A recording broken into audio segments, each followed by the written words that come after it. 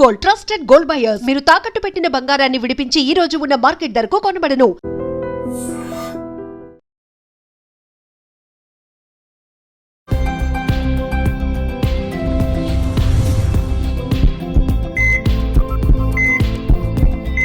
మనతో ఉన్నారు doctor షాగుప్తా, naturopathy doctor. మాట్లాడేద్దాం. నమస్తే అండి. సో చాలా మంది జలుబు, దగ్గు, స్టమక్ పెయిన్ ఇవన్నీ మాట్లాడుతున్నారు. బట్ ఏ ఆహార పదార్థాలు తినాలి, వేటిని అవాయిడ్ చేయాలి అనే దాని మీద మీ ద్వారా అవేర్నెస్ కల్పిద్దాం. సో బేసిక్గా ఏంటంటే రైనీ సీజన్లో మనకి ఫ్రూట్స్ బాగా దొరుకుతాయి. సో ఎస్పెషల్లీ ఈ సీజన్లో దొరికే ఫ్రూట్స్ మళ్ళీ నెక్స్ట్ సీజన్లో దొరకవు. లైక్ నేరేడు పళ్ళు. నేరేడు పళ్ళు అద్భుతం. నేను ఏమంటే లంగ్ ప్రాబ్లమ్స్ ఎక్కువ వస్తాయి. సో ఎస్పెషల్లీ ఈ సీజన్లో వైరల్ ఇన్ఫెక్షన్స్ కన్నా వైరల్ ఫీవర్స్ ఎక్కువ ఉంటాయి. లైక్ బ్యాక్టీరియల్ ఫీవర్స్ అని, వైరల్ ఫీవర్స్ అని చెప్పి. సో ఇవన్నీ కామన్ ఉంటాయి. సో డెంగ్యూ అయితే మరీ కామన్. వర్షం పడిందంటే దోమలు ఎక్కువ అవుతాయి, దోమలు ఎక్కువ అంటే డెంగ్యూ ఎక్కువ అవుతుంది. సో డెంగ్యూ అయిందంటే మనకి ఏమవుతుంది, ఫస్ట్ ప్లేట్లెట్స్ పడిపోతాయి. బికాస్ ఇమ్యూనిటీ లో ఉండడం వల్ల. ఆ ఇమ్యూనిటీని బిల్డ్ చేయడానికి నేను బెస్ట్ దేవుడు ఇచ్చిన వరం ఫ్రూట్ ఏదైనా ఉందంటే అది మన నేరేడు పళ్ళు. సో నేరేడు పళ్ళు కూడా చాలా మంది మనం గమనిస్తే నచ్చినాయని చెప్పేసి ఒక గిన్నెలో పెట్టుకొని తినేస్తా ఉంటారు. అవి తినేయడం వల్ల వాళ్ళకి కొద్దిగా హెవీనెస్ అనిపిస్తుంది చెస్ట్ దగ్గర. నేనేమంటే మితంగా ఏదైనా సరే నేరేడు పళ్ళు అద్భుతం. ఒకటి డయాబెటీస్ వాళ్ళకైతే ఇంకా వరం అది. నార్మల్ హెల్తీగా కూడా మనం రోజుకి పొద్దున ఒక 4-5, మధ్యాహ్నం ఒక 4-5, సాయంత్రం 4 అలా తీసుకోవాలి. కానీ ఒకే బౌల్లో పెట్టుకొని తినేస్తా ఉన్నాం అనుకోండి, అది కూడా చాలామంది కారము, సాల్ట్ వేసుకొని మరీ చేసుకొని తింటుంటారు. ఫ్రూట్ని ఫ్రూట్ లాగే తినాలి. లైక్ ఇవన్నీ మిక్సింగ్ వద్దు. సో ఎప్పుడైనా సరే మనము ఒక లిమిట్గా నేరేడు పళ్ళు అయితే అద్భుతం. నేరేడు పళ్ళ వల్ల బేసికలీ లంగ్ ఇన్ఫెక్షన్స్ రావు. లంగ్కి మంచిది, హార్ట్కి మంచిది, ప్యాంక్రియాస్ ఇంకా మంచిది. సో అదొక బెస్ట్ ఫ్రూట్ ఈ సీజన్లో. అండ్ చెర్రీస్ కూడా ఈ సీజనల్ ఫ్రూట్సే. సో చెర్రీస్ కూడా డయాబెటిక్కి చాలా మంచిది, అండ్ గట్ హెల్తీకి మంచిది, and specially I related problems రాకుండా చెర్రీస్ బాగా యూజ్ అవుతాయి. చాలా మంది చెర్రీస్ అంటే దొరికినప్పుడు కూడా అవాయిడ్ చేసుకొని వెళ్ళిపోతుంటారు. బట్ చెర్రీ అద్భుతమైన ఫ్రూట్ ఈ సీజన్లో. చెర్రీస్ తెప్పించుకొని డైలీ ఒక 2-3 తిన్నా కూడా పిల్లలకి ప్రత్యేకంగా జ్ఞాపక శక్తికి కూడా చాలా మంచిది చెర్రీస్. ఆల్ బుఖారా ఫ్రూట్ అంటారు. ఆల్ బుఖారా, బుఖార్ ఇస్ నథింగ్ బట్ హిందీలో, ఉర్దూలో మనకి బుఖార్ అంటే ఫీవర్స్ అంటారు.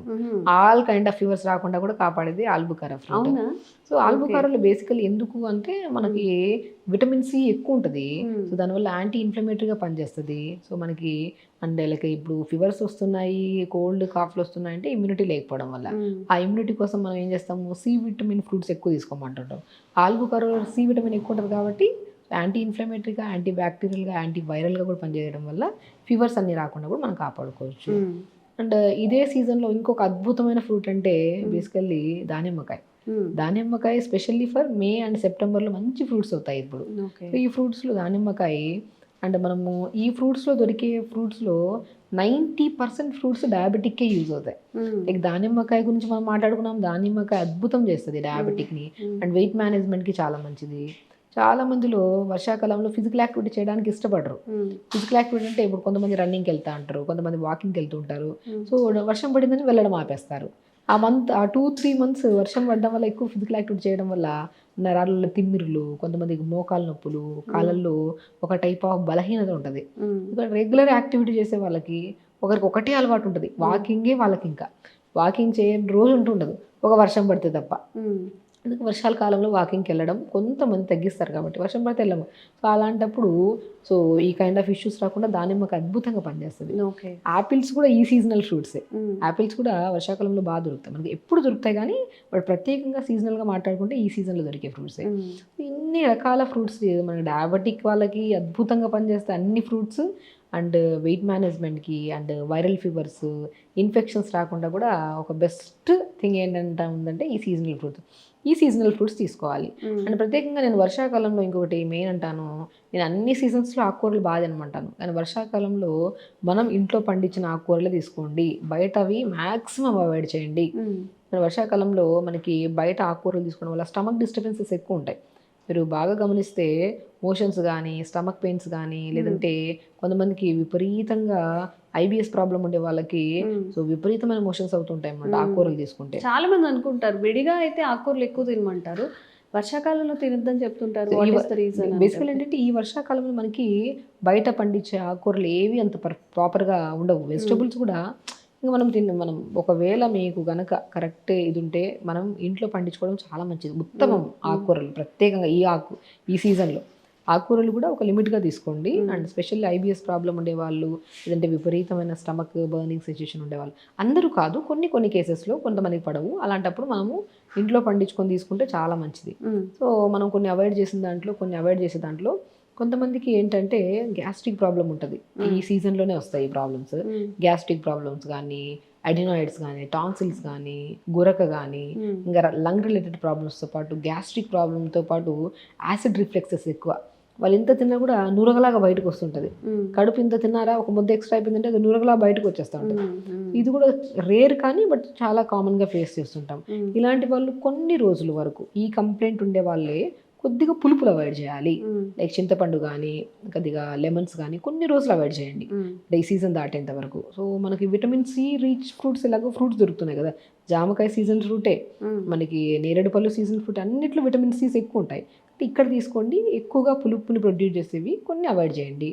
అండ్ మనం స్పెషల్లీ ఈ సీజన్లో మనం ఇంకా జాగ్రత్తలు తీసుకుంటే వారానికి ఒక్కసారి మనము మంచిగా ఒక ఆయిల్, మనం నువ్వు నూనె కానీ, ఉడుము నూనె కానీ, కొబ్బరి నూనె కానీ, ఎందుకంటే ఈ సీజన్లో మెయిన్ కంప్లైంట్లో స్కిన్ ఇన్ఫెక్షన్స్ ఎక్కువ, దురదలు రావడం, అంటే చాలా వరకు బ్లిస్టర్స్ లాగా ఫామ్ అవుతుంటాయి దురద వస్తే.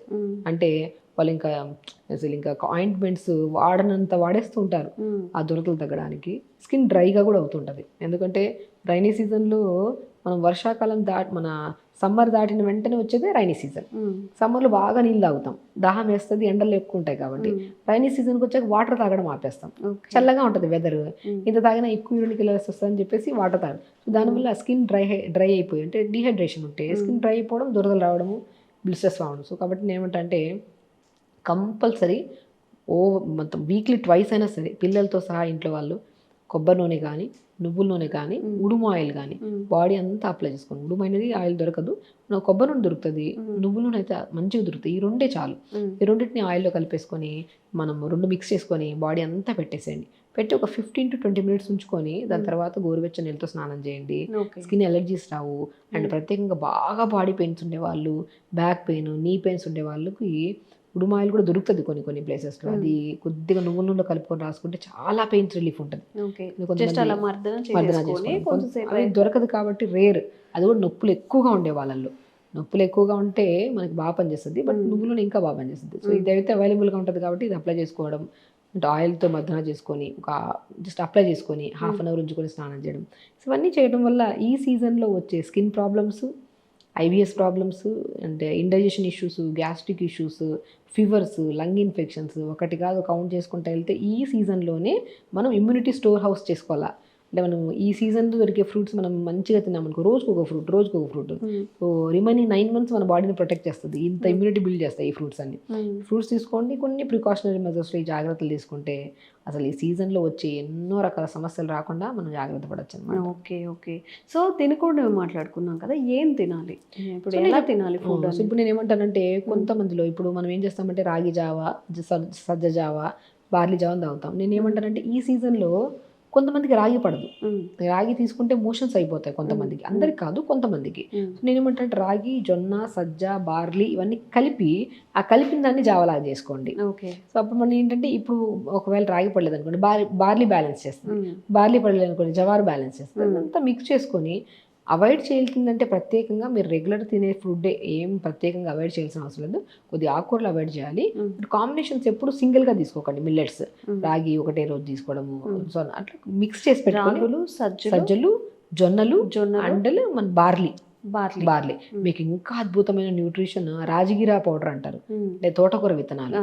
ఈ 5 తెప్పించుకొని ఒక హాఫ్ కేజీ కలిపేసుకొని అన్ని ఒక బాక్స్లో పెట్టేసుకొని దాన్ని ఇడ్లీలో కానీ దోశల్లో బ్యాటర్స్లో వేసుకొని కొద్దిగా క్యారెట్ని తురిమేసి, సొరకాయని తురిమేసి, కొన్ని పంకిన్ సీడ్స్ అన్ని వేసుకొని ఇడ్లీ ఒక రోజు తినడం, అలాగ అన్నీ కలిపి. ఇప్పుడు మనం ఇడ్లీ అంటే ఓన్లీ మనము మినపిండి లేదా రైస్ కానీ, సో ఇడ్లీ రవ్వ కానీ అట్లా దాంట్లోకి ఇంకొన్ని యాడ్ చేసామనుకోండి ప్రాపర్ న్యూట్రిషన్ అందుతుంది కదా.